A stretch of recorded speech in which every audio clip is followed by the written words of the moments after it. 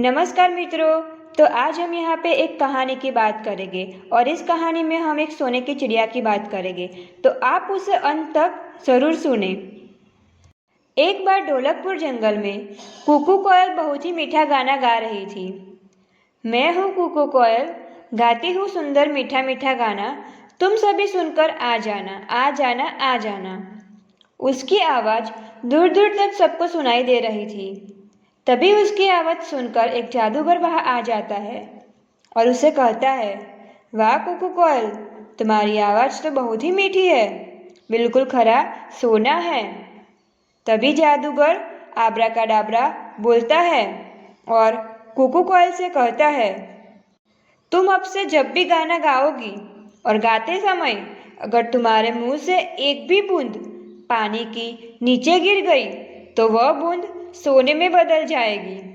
लेकिन तुम्हें एक बात का हमेशा ख्याल रखना होगा कि तुम कभी ऐसे लोगों के सामने नहीं गाना जो तुमको किसी भी तरह से नुकसान पहुंचाए। ऐसा बोलने के बाद जादूगर वहां से चला जाता है। इधर कुकू कोयल फिर से गाना गाने लगती है। तभी वहां पर चंपा लोमड़ी आती है और वो कुकू कोयल का गाना सुनने लगती है। गाना गाते गाते कुकू कोयल के मुख से पानी गिरता है। पानी के नीचे गिरते ही वो सोने में बदल जाता है। चंपा लोमड़ी अपने सामने सोना देखकर बहुत खुश हो जाती है और झट से सोना उठाती है। फिर वहां से बहुत तेज दौड़ लगाते हुए अपने घर पहुंचती है। इधर कुकू कोयल गाना गाती रहती है। तभी वहां पर एक शिकारी आता है। शिकारी पेड़ के नीचे बैठकर कुकू कोयल का गाना सुनने लगता है। कुकू कोयल गाना गा रही थी और फिर से उसके मुंह से पानी नीचे गिरता है और मुंह का पानी नीचे पहुंचते ही सोने में बदल जाता है। अपने सामने शिकारी सोना देखकर बहुत खुश हो जाता है। वो झट से उसे उठा लेता है। तभी शिकारी फिर देखता है कि ऊपर से पानी की एक और बूंद नीचे गिरी जो सोने में बदल गई। शिकारी फिर खुश हो जाता है और उसे भी अपने पास रख लेता है। ऐसे करते हुए कई बूंदें ऊपर से नीचे गिरती गई और सोने में बदलती जाती है।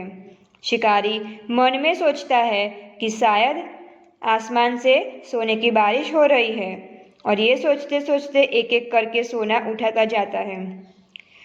तभी शिकारी की नज़र गाना गा रही कुकू कोयल पर जाती है और वो देखता है कि सोने वाला पानी तो कुकू कोयल से मुंह से निकल रहा है। फिर वो बिना देरी किए कोयल को पकड़ने के बारे में सोचता है, क्योंकि कुकू कोयल को पकड़कर वो अमीर बनना चाहता था। इधर कुकू कोयल गाना गाने में इतना खो जाती है कि उसे इस बात का ध्यान ही नहीं रहा कि उसके आसपास कौन है। फिर शिकारी बहुत धीरे धीरे से अपना जाल फेंकता है और कुकू कोयल को पकड़ लेता है। जाल में फंसते ही कुकू कोयल कहती है, धत तेरी की, ये क्या कर बैठी मैं। जादूगर ने कहा भी था मुझसे कि अपने आसपास के लोगों से बचकर रहना। अब देखो मैंने अपनी लापरवाही के चक्कर में क्या कर लिया, जाल में फंस गई।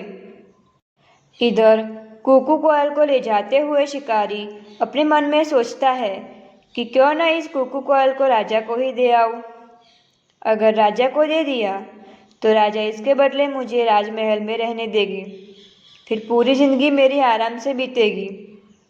हाँ, यही सही रहेगा। ऐसा सोचते हुए शिकारी राजा के पास पहुंचता है और उसे सारी बात बताता है। राजा कोयल को लेने और उसके बदले शिकारी को अपने राज्य महल में रहने देने की बात से मान जाता है। तभी वहां पर राजा का मंत्री आता है और उससे बोलता है कि महाराज, ये शिकारी झूठ बोल रहा है। आपने कभी सुना या देखा भी है कि क्या किसी चिड़िया के मुंह से सोना निकलता है? भाई मैंने तो नहीं देखा। मंत्री की बात सुनकर राजा शिकारी से कहता है कि पहले मुझे सोना दिखाओ। आखिर ये कोयल कैसे सोना निकालती है, मैं भी तो देखूं।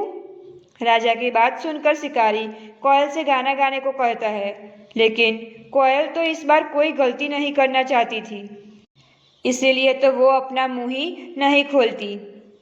शिकारी के बहुत बार कहने पर भी जब कोयल गाना नहीं गाती तब राजा को ये सब देखकर गुस्सा आ जाता है और वो अपने सिपाहियों से कहकर कोयल को जाल से निकाल देता है और शिकारी को पकड़ लेता है।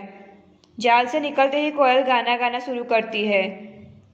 मैं हूँ कुकू कोयल, गाती हूँ मीठा मीठा बहुत सुंदर गाना, जिसे सुनकर तुम सब मेरे पास आना।